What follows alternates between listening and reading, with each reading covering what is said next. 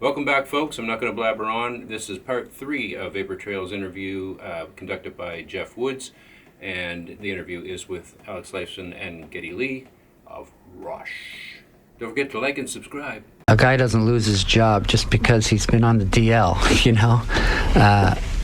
Of course, was the lyricist when we last met, and he still was the lyricist when we're getting back together. Now, things need time. When you have that kind of gap and when you have that kind of experience in your life that knocks you flat, you need time to gather yourself, to rebuild your confidence, and he needed that as a drummer and as a lyricist as well, and we were there as his bandmates to bounce off of. And as rusty as we were, you know, Alex and I playing together, that was still kind of evident lyrically and drumming wise too. So between the three of us, you know, we sounded off and bounced our ideas off each other and pointed out strengths and weaknesses, and at first, you know, some of the lyrics were very personal, and you know, obviously there's a great deal of his expression of the last number of years present in this album.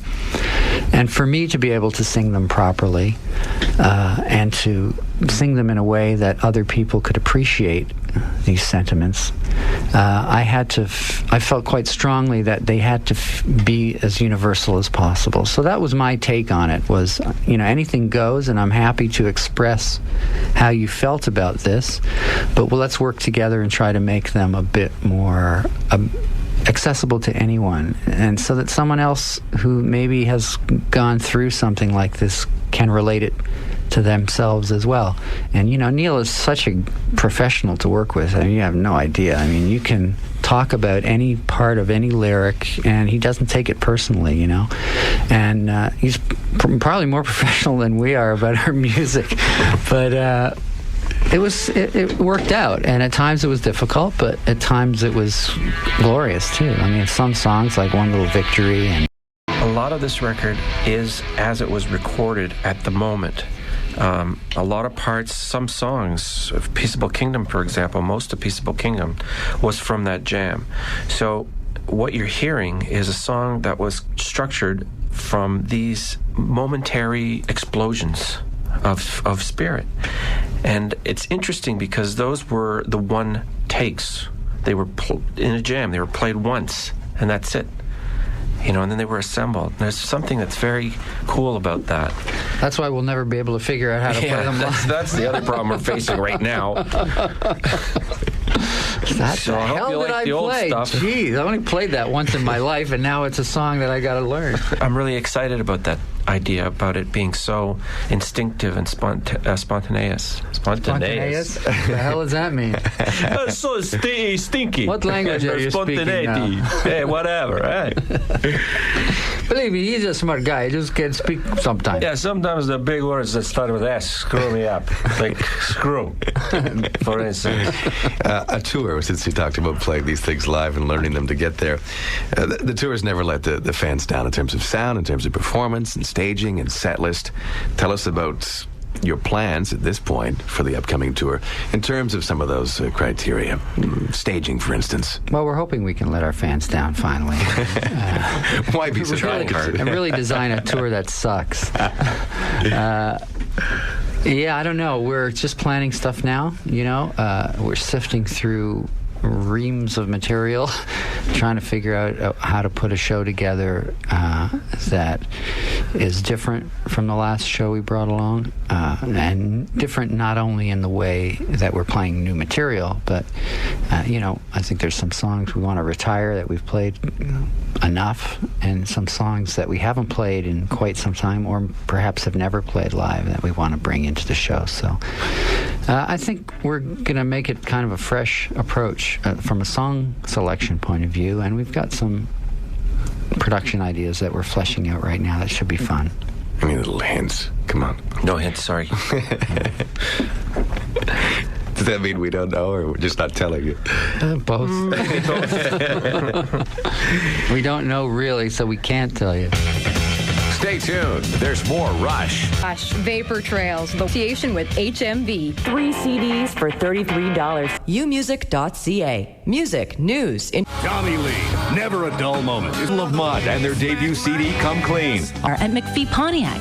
McPhee has more selection. Coming home, I drove into the wrong house and collided with a tree I don't have. Call Metro Collision. Metro Collision will fix it. The nicest people you never want to meet. Subway's 2 new fresh-baked breads like the delicious honey oat on wheat. Deal with Bedroom Depot. Bedroom Depot. You're great in beds. Q104. Did Neil actually keep a journal through some of the toughest times of his life?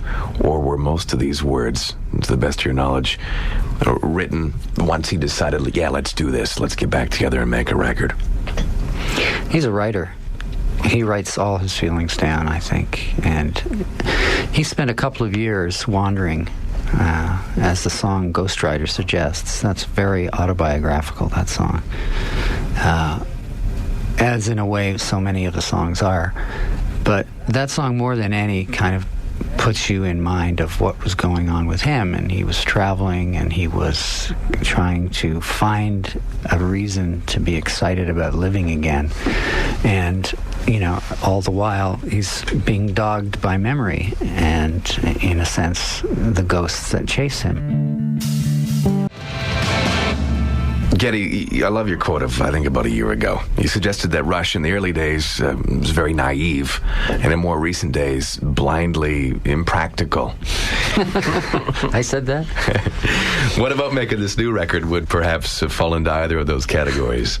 Well, I think we were kind of determinedly rational on this record, in a way, because we were producing ourselves, and we couldn't leave the final decision up to anyone else.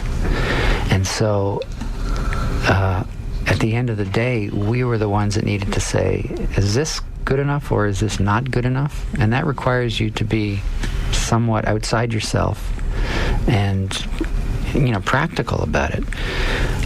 So what was nice about it is we could allow ourselves to be as impractical as possible and as ridiculous in our arranging, and then stand back and say, well, okay, this song maybe doesn't make much sense, but I like it.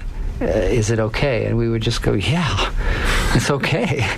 Goals. I mean, you've got a record now. You're thinking about rehearsing. You're committed to touring with dates across the country and beyond. What else is exciting about being in this band right now in terms of potential other projects that will relate to Rush? It's hard to say right now. You know, we've been in kind of a vacuum for the last year and a half making this record. And now we're so focused on touring that it's hard to allow anything else to come into your view, in a way. The radar screen is kind of full, you know. Yeah. So I don't think we're thinking about much other than getting ready for the tour and trying to do a really great show. Written and produced by Jeff Woods. Associate producer Bruce Matheson. With thanks to you.